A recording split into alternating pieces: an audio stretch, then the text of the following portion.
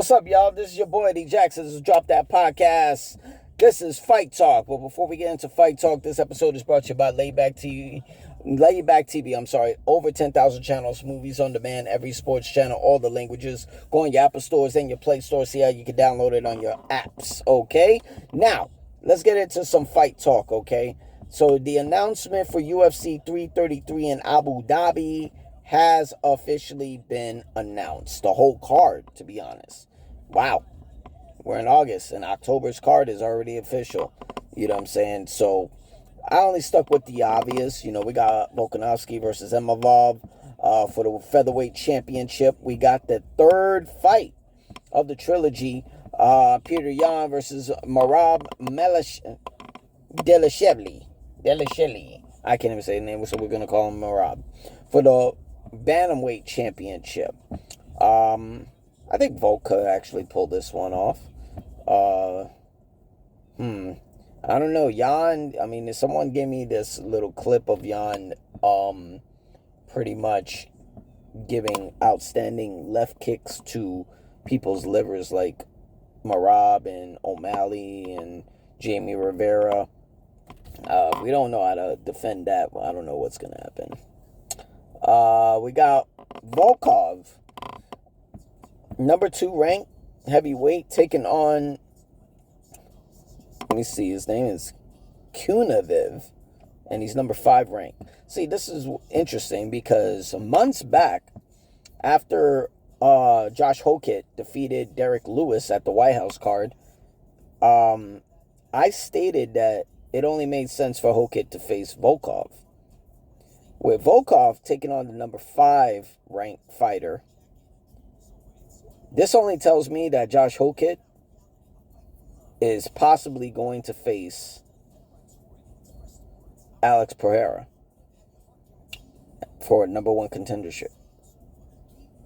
And if that's true, if we're getting UFC, could be 334 or 335 in Madison Square Garden in November.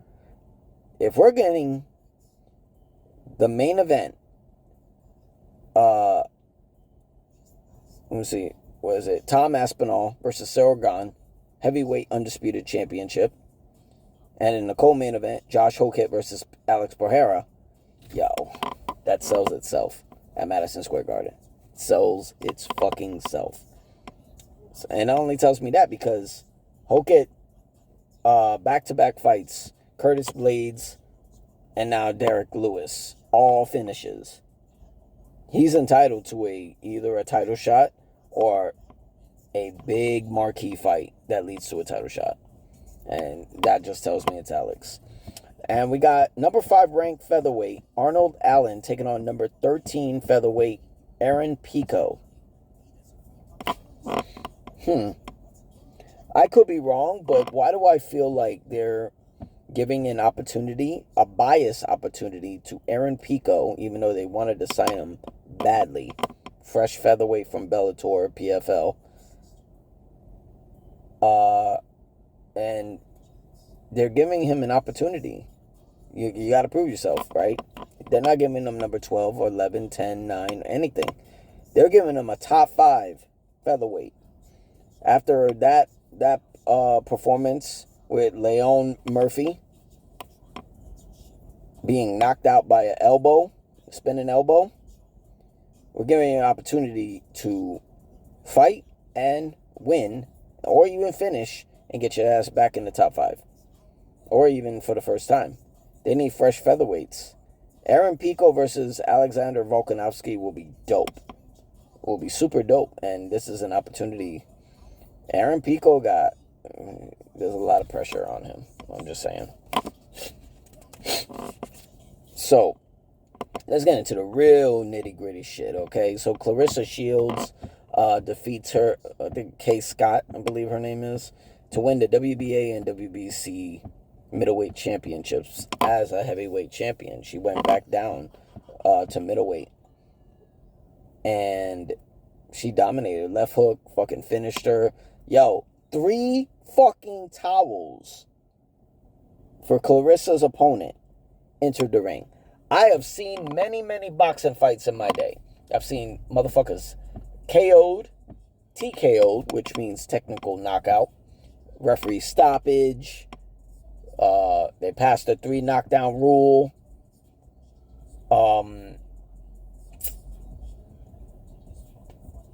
Let me see. Quitting on the stool. Pretty much sitting in the corner. Exhausted. Whatever. What's another way? Doctor stoppage. I've seen a lot of finishes. I've seen the towels thrown in the rings. In boxing rings. I've seen them being thrown. I have never seen 3 thrown to save this girl's life. Even though she was 5-1, now she's 5-2. 7 fights? Before this, 6 fights she's only professional at. She was way out of her league. I don't know what you do with Clarissa Shields right now. You know what I'm saying? Like, yeah, I don't. Katie Taylor is retiring next month. She's going to be fighting at Croke Park. She already sold it out. Amanda Serrano is underweight. Like, that's not her weight class. I'm pretty sure this would sell out due to the backstory backstage at the MVP events. Alicia Baumgardner, she's underweight. She'll have to bulk up to get to Clarissa. I don't see what you do. Clarissa says she's going to fight one more time this year, and then she's going to concentrating on, getting pregnant with Papoose. I don't see really what you do with Clarissa. Clarissa is pound for pound. She's the GOAT. So, yeah. Moving on. Tim Tszyu, after retiring Errol Spence.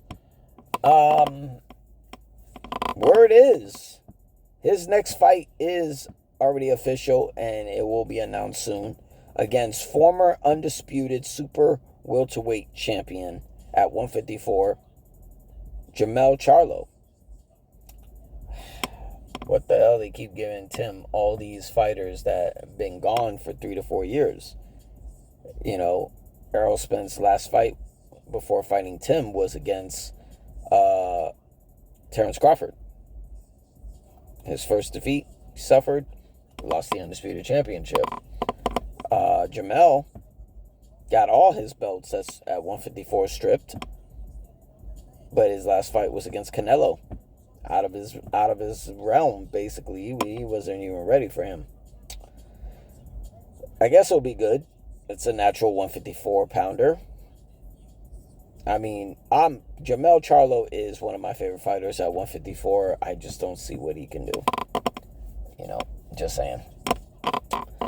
Moving on. It's just been announced September 26th in Miami. Deen the Great is returning to Misfits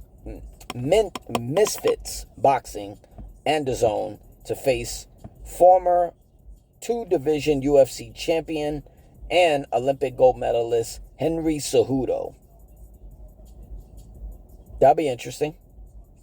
That'd be very interesting. Cejudo got hands. He ain't got to worry about wrestling, RAF, none of that shit. I mean, he's got his Marab match at RAF, but he could just solely concentrate on boxing come September 26th against Deen the Great. I'm going to definitely watch that. That's going to be... I like Deen the Great's technique. He's getting good. His streams are funny as fuck with him and AB. Maybe you need to stop drinking, motherfucker. I'm just saying. Moving on.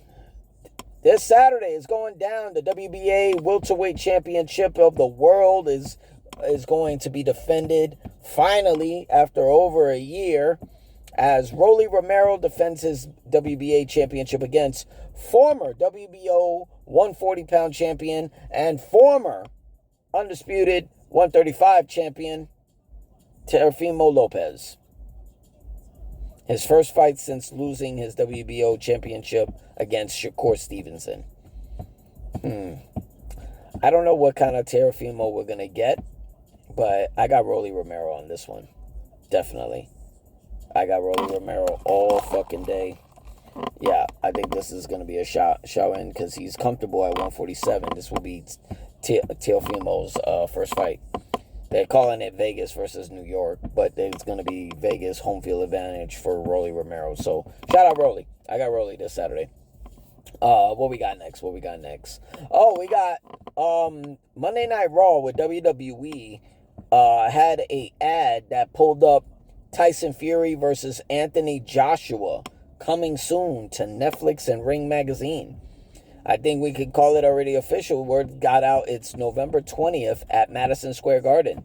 It's not going to be in the UK. Personally, I think you had a better chance of doing this fight in the UK during the summer. Doing this in, you got to do it in an arena. This deserves to be in a stadium. 100%. But because you wait too fucking long, it's all going to be winter in November. End of the year is going to be winter unless you were going to wait until spring. And we don't want to wait no more. Let's get it over with. Okay? Let's get the bag. You know what I'm saying?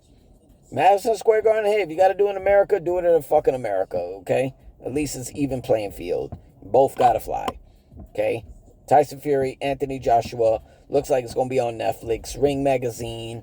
I'm not sure if Zuffa Boxing is going to be a part of it. I highly doubt it. But no Matchroom logos for Anthony Joshua, which is very interesting. I don't know. Zuffa Boxing looks like it's more in control of a lot of these marquee fights.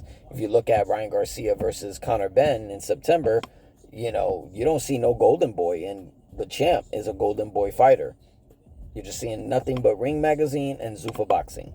Now with this Tyson Fury and Anthony Joshua fight, Tyson Fury, last time I checked, he was a fucking Queensberry fighter, and Anthony Joshua is a Matchroom fighter. We're not seeing any of those logos. We're seeing Ring Magazine and Netflix. That's it. Okay. I guess that's all we got to be. And let's get out of this way because this right here pissed me the fuck off. Islam Makhachev defeated Ian Machado Gary, defended the welterweight championship. Shout out to Islam. Shout out to Khabib. Shout out the whole Dagestan fucking family and team. They just dominating. Ian Machado Gary talked all of that shit. Vegan eater, whatever, fucking signed to Matchroom agency, and you shit the bed. Every fucking in this 5-round fight, every round, when the bell rang, we're hugging and kissing and shit. What the fuck did we waste our time with? I think he's a waste of fucking space. You know what I'm saying? You got clowned by Kobe Covington because you fucking ended up marrying and popping a baby by a motherfucking chick, by your wife, who was banging your motherfucking nutritionist. Cool. Whatever. That's your personal shit. But you were hand-given a fucking shot at the title, even though you don't deserve it, over Carlos Pratas, over Michael Morales, and you fucking shit the bed. Everybody who you spoke to, you wasted their time. You wasted Matchroom agency's time. Okay? At least Matchroom got a UFC champion in Tom Aspinall, and his fucking skills back it up. Your skills do not. Okay, I'll give you credit. Great takedown defense. Who gives a fuck? Total strikes? Get the fuck out of here, bro. You were supposed to beat the shit out of Islam. You were the bigger fighter. You bloodied him. You exhausted him, and you didn't go for the kill in round 5. You are a super fucking waste of space. I hope they give you 4 fights before you get another shot at the title. I think we should get, finally, Islam Makhachev versus Carlos Pratas. End of the year. Let's hurry up and get this going because Ramadan is coming and Islam is not going to fight, and we're going to miss out on another fucking year of the welterweight championship, and the division is not going to go on. But that's just my opinion. I'm your boy Eddie Jackson. This is Drop That Podcast. That was Fight Talk. Make sure y'all subscribe. Make sure y'all comment. Let me know what y'all think. Let me think. Do you give more credit to Ian Machado Gary than I do? Then you're stupid. How do you feel about the animosity going on between the negotiations with Tyson Fury and Anthony Joshua. What you think of Clarissa Shields' performance this past Saturday? Who you got between Deen the Great and Henry Cejudo, the cringe master? You know what I'm saying? Who you got between Rolly Romero and Teofimo Lopez going down this Saturday on, I think it's the Zone. And, no, that's the only fight that's going on. Yeah. Who you got? Rolly or Teo? I'll be watching. And we'll give our results of the review of the fight come next week. I'm Eddie Jackson, so drop that podcast. Be easy, all right? Peace.